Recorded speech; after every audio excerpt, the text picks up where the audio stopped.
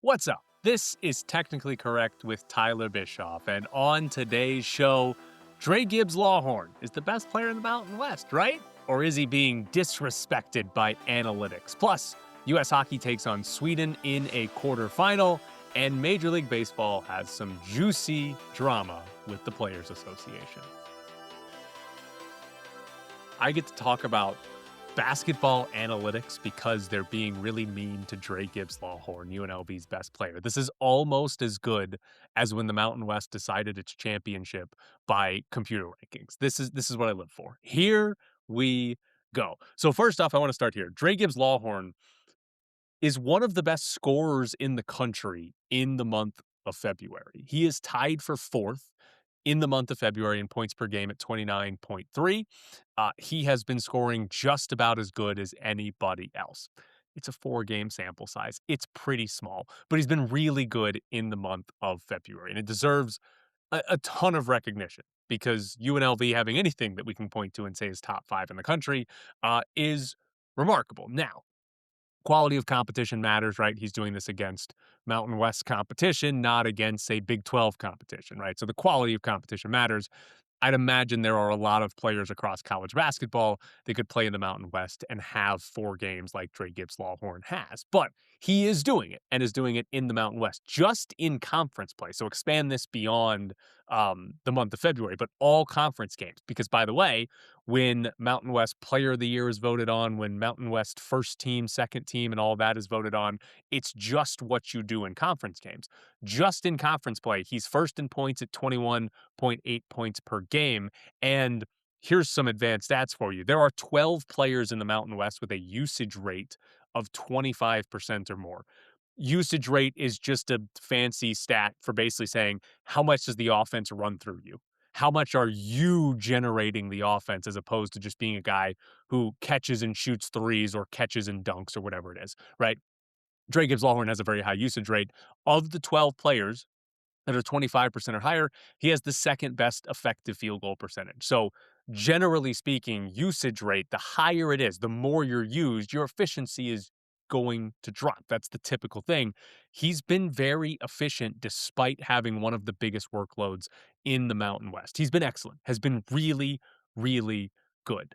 But this is where the fun analytics come in. Jason Kelly, he tweeted this out, so brought this to my attention. But Evan Maya is an analytical site for college basketball, right? There's a lot of great stuff in there. It's probably the best place to look up transfer portal rankings. How good is a player, right? When UNLV or anybody gets a player, they have a good ranking system for players in the transfer portal, right?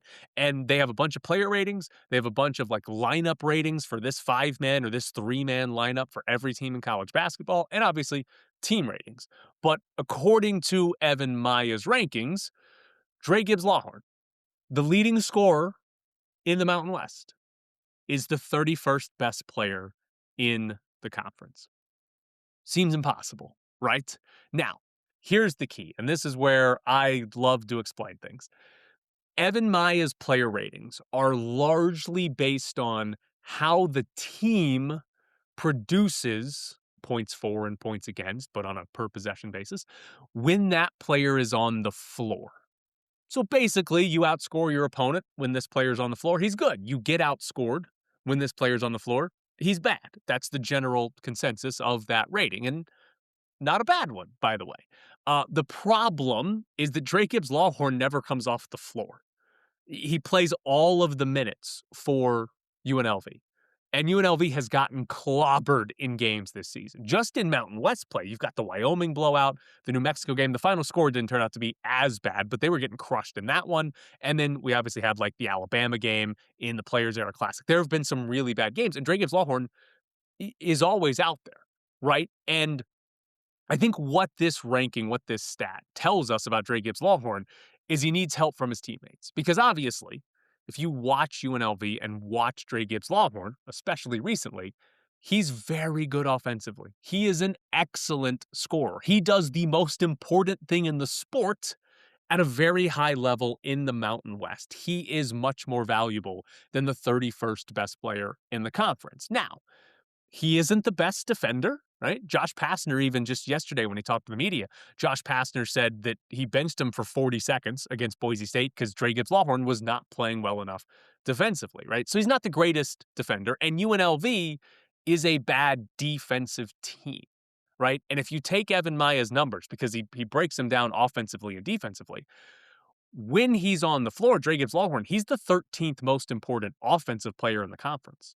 He is 77th on defense. So offensively, even the on-court production stuff, the team stats, are still much better when he's on the floor when he gets up to 13th. But Dra Gibbs-Lawhorn brings a very, very valuable offensive skill set, and he needs teammates that bring the other skill sets that you need to win in basketball, particularly on defense. And UNLV is bad on defense, so he's going to get knocked for that. Whereas on a different team, he could be doing the same exact thing offensively and would have much better numbers by Evan Maya if the other four players were better defensively, because then their defensive numbers would look good as a team.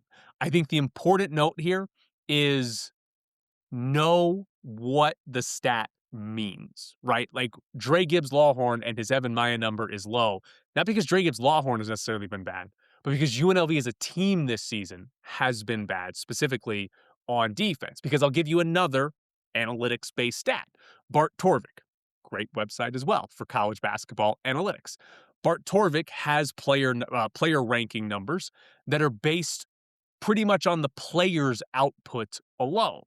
And Dra Gibbs-Lawhorn is fifth best by Bart Torvik. And if you just do it for conference games, he's tied for first. By the way, Bart Torvik's stat, it's basically like a points above average. How many points per game is a player worth compared to the average college basketball player? I actually like that one quite a lot. It's kind of like a WAR type of stat in college basketball. But that one, which is not based on your team's plus minus so much, says he's one of the best in the conference. So it's important to know like what stat you're looking at. But I just found it interesting that you could have any stat where the leading scorer in the conference is not even a top 30 player in the conference, because I think we all know Dra Gibbs-Lawhorn is one of the top 30 players in the Mountain West. I wonder, will he end up being on the All Mountain West team? Is UNLV going to finish high enough?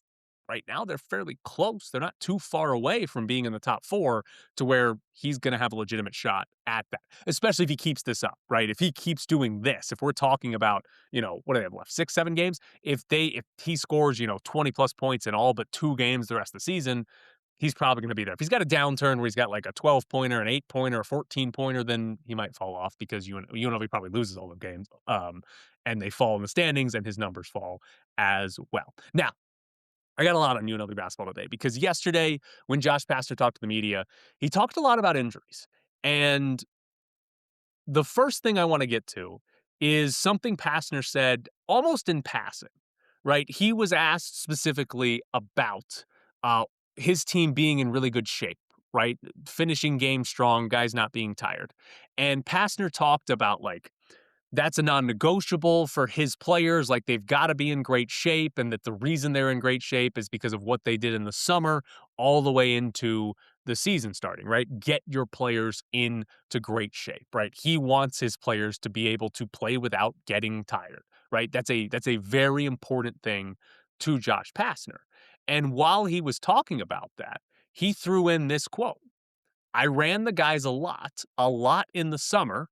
I'll have to re-examine that for next year because could that have caused some of the injuries? It wasn't just running for the heck of it. It was within our drill base, but I believe in conditioning. Maybe you don't have to do it as early in the summer, maybe until September. So Josh Pastner, in his own, just him talking, he was not asked at all about the injuries being related to the conditioning. He just, while talking, brought that up himself.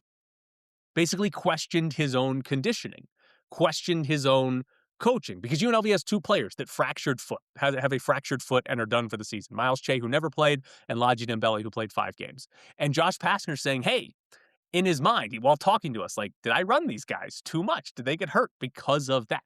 And so that's not something you hear a lot from coaches, where you have guys that are injured and they basically publicly question their own coaching strategy, their own drills, as to whether that led to injuries. I can't remember the last time I've actually even heard that from a coach. And it sounds bad. I do defend Pastner a little bit on this, and I probably will a lot because in situations like this, because Pastner talks a lot. His answer to just, hey, your guys are in great shape. His answer was over 2 minutes long, right? He rambles a lot, he talks a lot, and it's great as somebody who is, like, covering UNLV basketball. He gives you this. Like, "Hey, how are your guys so in shape?" Most coaches are not gonna give an answer that I care at all about, like, "Oh, yeah, we ran a lot in the summer." But then to say, "Well, maybe I got my guys hurt because I ran them too much," is great for me as a media member, but he probably shouldn't say that out loud. Right, like, you probably shouldn't say that out loud, and so I think Pastner ends up thinking out loud a lot and will say things like that, that make him sound bad, but in reality, it's just sort of him thinking out loud, and I would think any coach, at least internally or privately, would say, "Hey, did our practice regimen, did that make guys more likely to get hurt? Maybe, maybe not." By the way, I'd be surprised if it did. Not gonna put not a doctor, but I'll pretend to be one maybe, but, like, is just running going to lead to fractured foot? Like, I can't imagine that that would, and if so, wouldn't they just end up fracturing their foot, like, during the season when they have to run during a game? Like, unless he was putting them through some weird drills that include, like, throwing objects at their feet, I have a hard time believing that just running simply led to fractured feet, and if it did, it feels like, "Oh, well, they probably would have fractured their feet eventually because you have to do that in sports." But I love that about Pastner. It just is going to lead him to saying quotes that don't always look the best. Now, he also gave us two interesting injury updates on Miles Che and Ladji Dembele, who, again, neither one is playing the rest of this year. First off, Miles Che is away from the team. I've seen a few people online sort of asking, like, where the hell is Miles Che? He's not visible at any of the games on the bench. According to Josh Pastner, Miles Che had another surgery on his foot and he had it in California.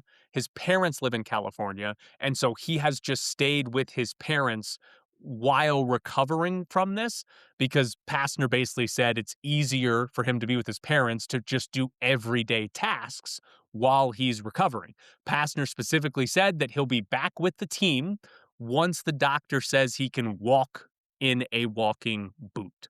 So according to Josh Pastner, whenever Miles Che can walk in a walking boot, he'll be back with UNLV. But for the time being, his parents are helping him do everything because he can't walk, I guess. He needs a scooter. I don't really know.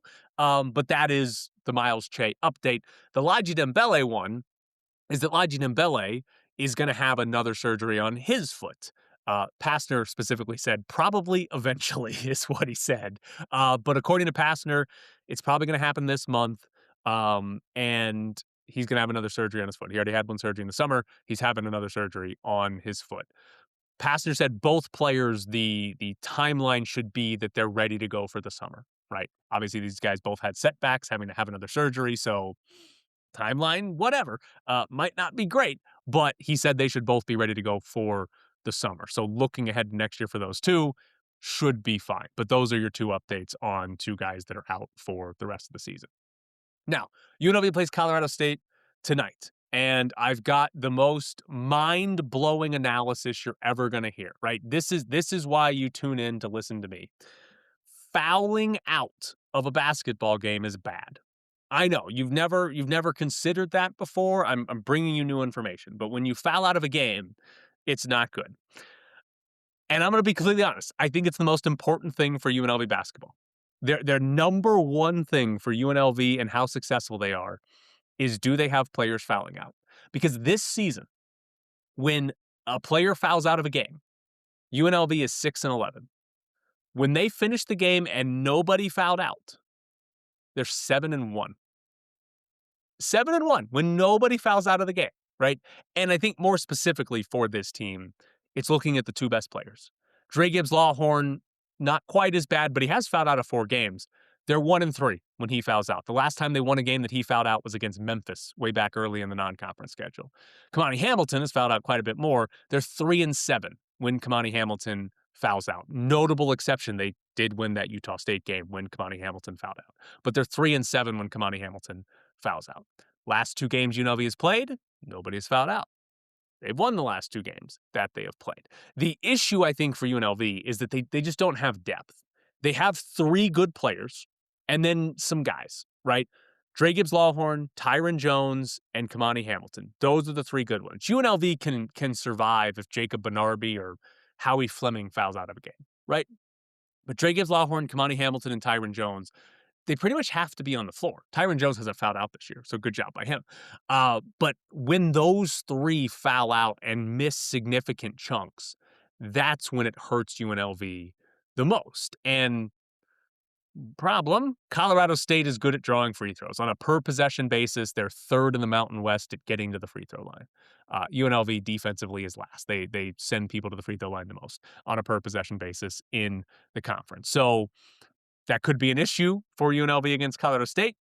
Boise State's very good at getting to the free throw line as well, and it wasn't an issue for UNLV.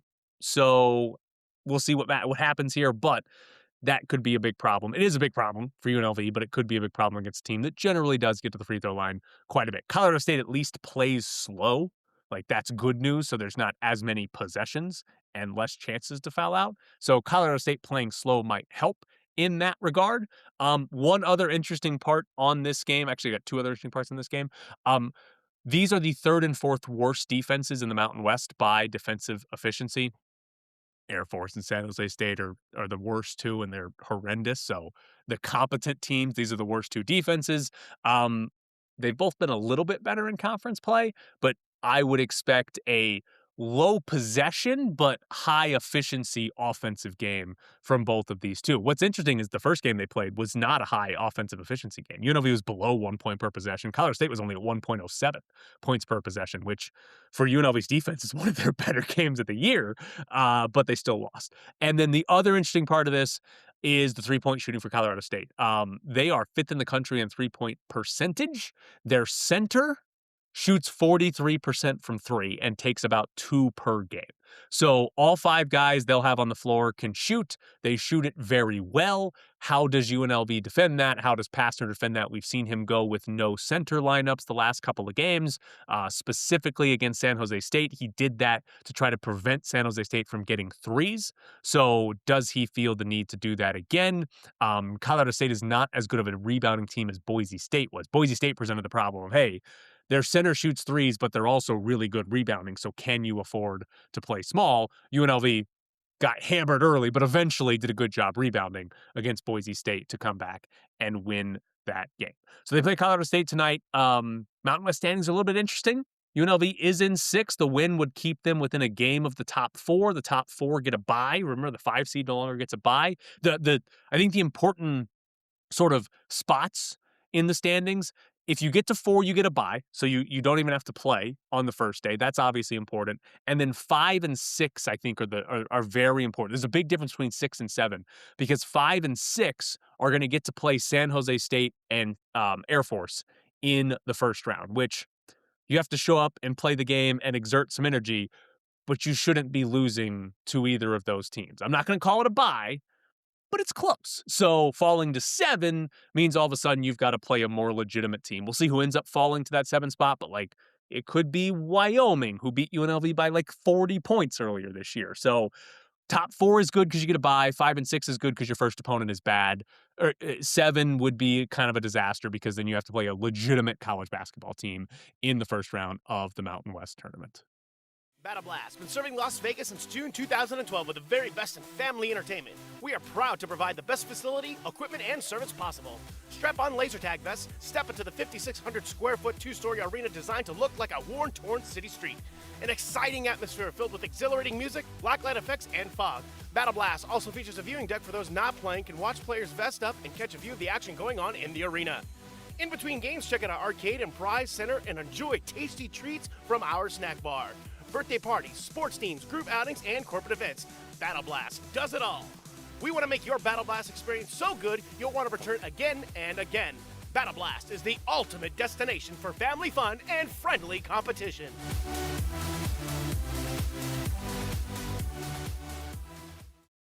Technically Correct is brought to you by Battle Blast Las Vegas, the best laser tag in Vegas. Battle Blast is the perfect spot for your next event. Could be a kid's birthday party, a corporate event, your own birthday party, whatever it is. Head to Battle Blast. Get your friends and your family, your coworkers together, and go play some laser tag. They've got an arcade and prizes as well. It's Battle Blast Las Vegas, located at 8125 West Sahara Avenue. Your next stop for fun in Las Vegas. By the way, I just did like 19, almost 20 minutes on UNLV basketball. Can you believe that UNLV had people that didn't want me to talk about UNLV? Like, who else is giving you 20 straight minutes on this basketball team that's under 500? And I don't think I said anything bad about him either. That's like one of the most optimistic 20 minutes I think I've ever done about UNLV athletics. So, maybe don't try to get rid of the people that talk about your program. Looking at the Olympics. We got some knockout games in men's hockey. The United States plays their quarterfinal today against Sweden. 12:10 Pacific start time. Thank you to the Olympics for a reasonable start time, even though we are all going to be mad at you for the gold medal game. But Rasmus Anderson, by the way, didn't play for Sweden in their first round game here. I'm kind of confused why Rasmus Anderson didn't play in that game. Is he not one of the 6 best defensemen for Sweden? 7. You get 7. He's not one of the 7 best defensemen for Sweden, but the U.S. plays Sweden. Also, Tomas Hertl and Czechia play Canada, who have Mark Stone and Mitch Marner. So, and no Hanifin, no, excuse me, not Hanifin, Shea Theodore. So we'll see how Czechia handles that.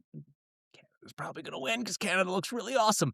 But we're going to get 4 straight games by the time you're watching or listening to this. Some of those have probably already been played, if not all of them.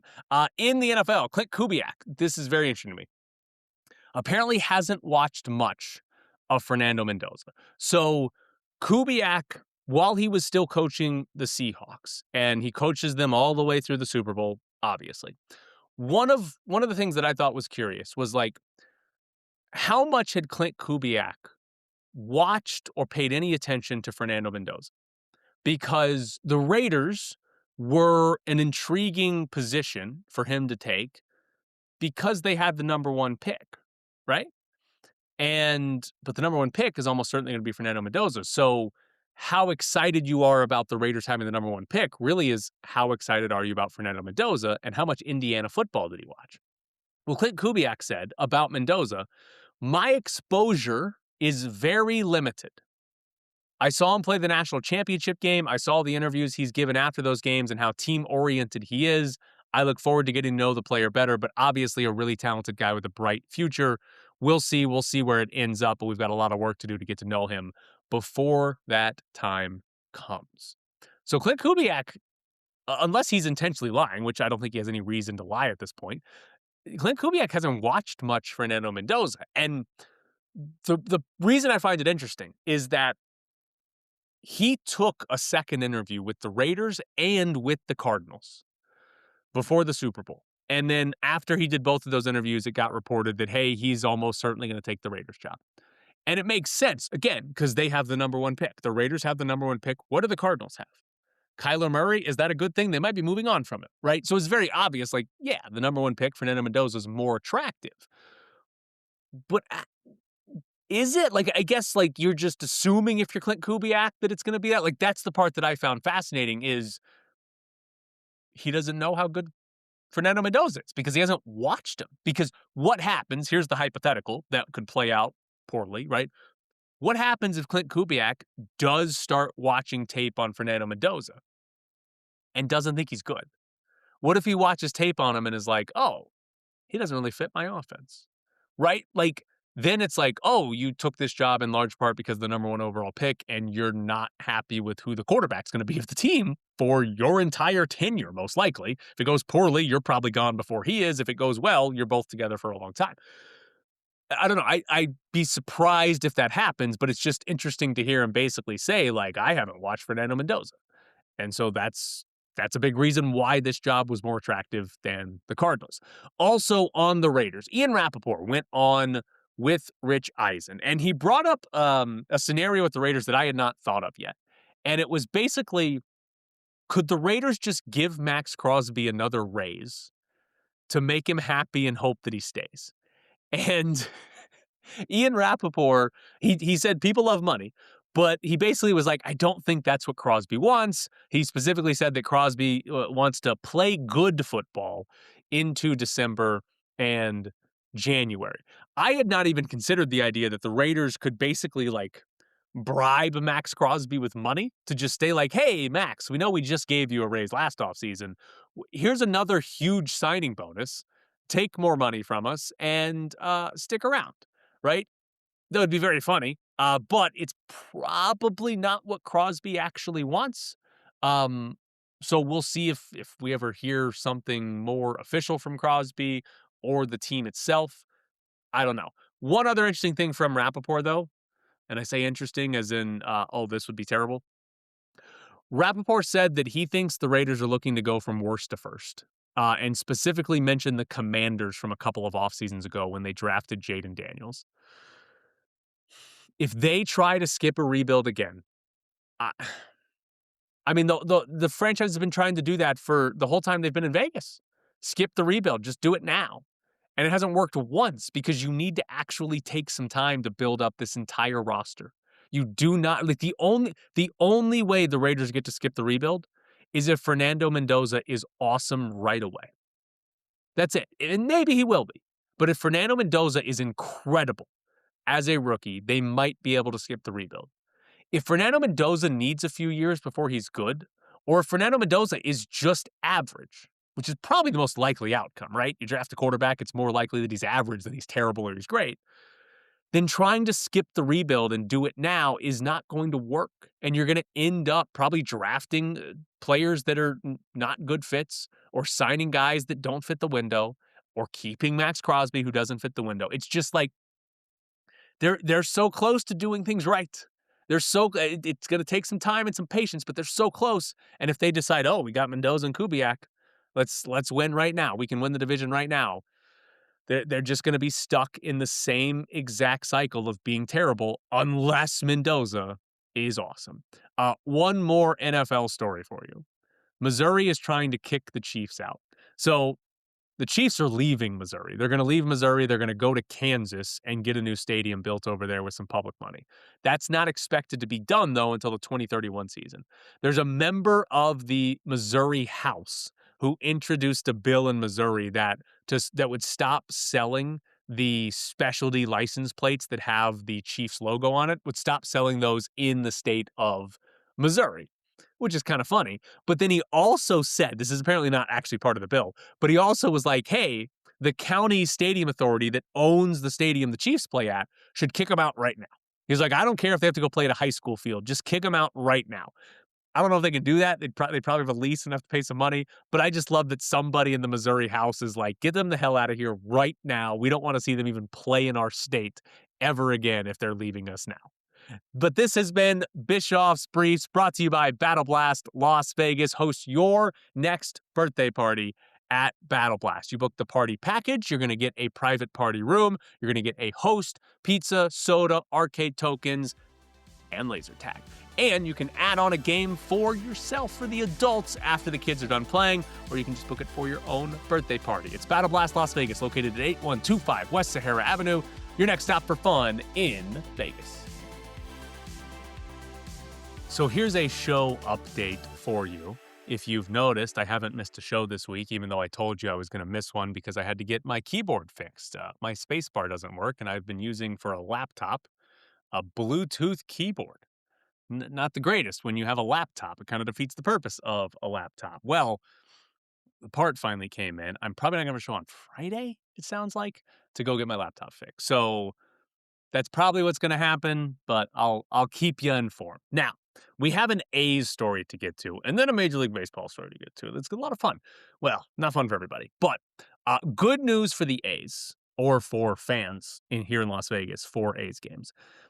Review Journal had a story, and the A's are only going to be charging PSLs for premium seats. So if you're unaware, a PSL is a personal seat license, and they've become very, very popular, particularly in football, for buying season tickets. You have to pay this PSL, which is normally thousands of dollars, and then you get to pay for the tickets. So you pay these thousands of dollars for the right to then buy the ticket. It's a scam. Like, at 100%, it's a scam. It's just another way for teams to make money off of fans. But in football, there's so few games, there's enough demand for season tickets that people pay them, right? It's not as popular in baseball. Some teams have some PSLs in baseball, and the A's are going to be one of those teams. But according to the story the Review Journal had, they're only going to charge PSLs for their premium seats. So you're not going to have to pay $5,000 and then pay for the ticket if you're buying season tickets and they're just regular seats. Now, bad news, this stadium is going to be the smallest in capacity in Major League Baseball, and it's going to have a very high percentage of premium seats. So, how many seats are non-premium and are going to be available without a PSL? That's a important question, and so maybe we'll get more information on that as time goes on. But in theory, you should be able to get season tickets without paying for a PSL. There was A's put out a survey at one point where they were asking about PSLs, and it kind of sounded like they wanted to do a PSL for every seat, which would have just been like greedy disaster. Now, other good news, A's season tickets might, keyword might from the story in the RJ, might start as low as $22 per game. So for a full season, that would be just under $1,800 for one season ticket, right? That price point seems solid to me for a season ticket. Now, baseball's weird in that there are so many games that there are going to be very few people that actually go to every game. So how that works out value-wise, we'll see, especially if you're just like, hey, I don't want to go to 81 games. I want to go to 25. I'll just buy single game tickets. They're going to have mini plans and all that, I would assume as well. But like, I do wonder how that plays out here for season tickets. How many people are going to say, yes, I want to go? Like, I'm guessing if you wanted to go to 30 plus games, that season tickets are probably going to be an interest. If you only want to go to 15, yeah, season tickets aren't going to be that important to you. Also curious to see how many games are at $22. Or excuse me, how many seats are at $22? Are we talking 2% of the seats in the ballpark are going to be worth $22 in season tickets? And it's like, oh yeah, those sell out immediately and most people can't even come close to getting them.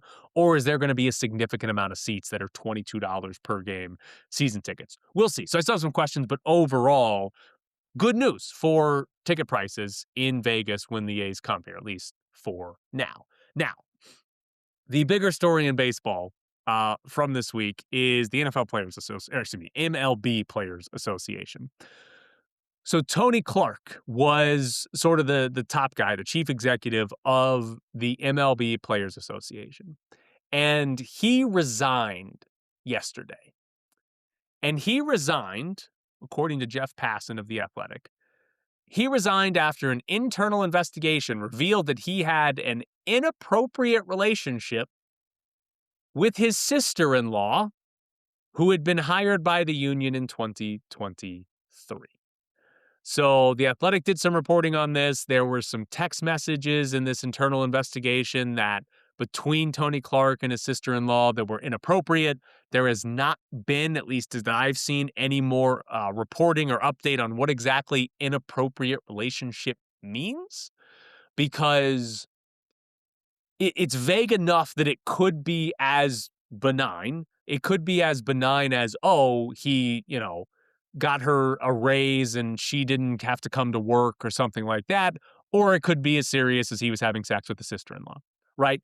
He had to resign over it, so we tend to jump to it's the more serious side, but we don't actually know those details. And as far as I've seen, Tony Clark has not said anything about this yet either. It comes at a horrendous time because there's going to be a lockout. We're not going to have games in 2027 because the CBA between the owners and the players is up after the season. This is it. We get this season, and then there's no more CBA. And the players and the owners are going to have to agree on a new CBA. And you know what they're going to fight over is a salary cap. The owners are going to want it so that they can say, hey, now we can keep salaries down and we don't overspend on players. And the players are going to say, we like it when you spend more money on us, so we don't want a salary cap. It's going to be a huge fight. I mean, I know what the 94 season in baseball got shortened. I know hockey missed a year, so maybe this is hyperbolic, but it feels like it's going to be one of the biggest labor fights in my lifetime, right? WNBA is also having one of the bigger labor fights right now as well. But baseball trying to implement a salary cap seems like it's going to be one of the biggest fights that we're ever going to see in labor, at least in my lifetime. So I love baseball, right? I am already just expecting 2027 to have missed games. That 2027 is not going to be 162 games, right? Now, is it 140? Is it 110? Or is it 75? I'd be shocked if they missed a whole season, though I do think that would be possible as well. But that's really sort of where I'm at as a baseball fan, is I'm expecting there to be missed games in 2027. The good news for Vegas and the A's coming to Vegas is they're not coming until 2028. Because you know how much it would suck if the A's were coming and the first year was like, yeah, there's a lockout. They're not playing. Check back with us in June. Maybe we'll have agreed to a CBA by that'd be brutal, right? The Raiders came here. Their first year was during COVID, right? That's, obviously they couldn't, no, but it's not like the players and owners could do anything about that. But like, that sucked too. It's like, oh, the Raiders are here in Vegas and 2,000 people can go to the games, not even. Like, it was just, yeah, it sucked. And so you get the A's and it's like, oh, the first season, a lockout. So there is no season. 2028. So hopefully they get it together, agree to a CBA at least by the time the 2028 season starts, and the A's come here and it's a real first season. The interesting thing will be, by the way, salary cap related.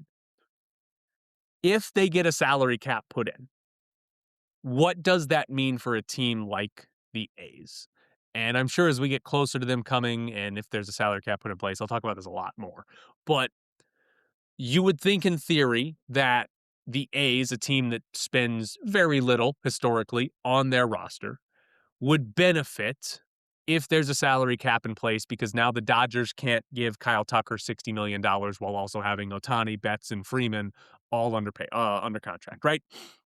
So in theory, that should help out the A's. But I think the question is going to be, for the A's specifically, if there's a cap, how close to the cap is John Fisher willing to spend? Is he going to be willing to spend all the way to the salary cap? Because if John Fisher is not, if John Fisher and the A's are going to stay one of the 5 to 10 cheapest teams in baseball, which, to be fair, they've spent some money to keep some of their own guys for longer. They're not spending as little as they were previously. But if they stay, if they're regularly 7th or 8th cheapest payroll, and there's 10 to 15 teams that every year are spending to the salary cap, then the A's are probably going to be in a similar place. Because sure, the Dodgers might not have the super team. The Mets might not spend as much as everybody not named LA, or more than everybody not named LA. But if there's 15 teams, if there's 3 teams in the American League West that are going to spend to the cap, and the A's never do, you'll have some good years, right? You'll have some magical years. Cheap teams win, but mostly you're not going to be winning. If teams like, to take the AL West, right? The Astros and the Rangers will probably spend to the cap most of the time. The Mariners, depending on how high the cap is, probably won't be too far away. And then the Angels don't spend their money wisely, so they probably don't matter at all. But if you have 2 teams, if there's 2 teams they're going to spend to the cap basically every year, and then the Mariners say, we'll be close, we'll get close, and then you're 4th in spending, not even counting the Angels, how many times can you reasonably expect to beat those teams out? Again, it'll happen every now and then, but on a long-term basis, you probably won't be doing it regularly with a salary cap. So cap coming in should be good for the A's, but I'd like to see, the A's, if the cap comes in, are willing to spend to the salary cap. That will probably give you a better or a more reasonable chance to stay consistently good and consistently, I don't want to say make the playoffs because so few baseball teams make it, but challenge for a playoff spot on a regular basis. But this has been Technically Correct with Tyler Bischoff. Thank you so much for tuning in.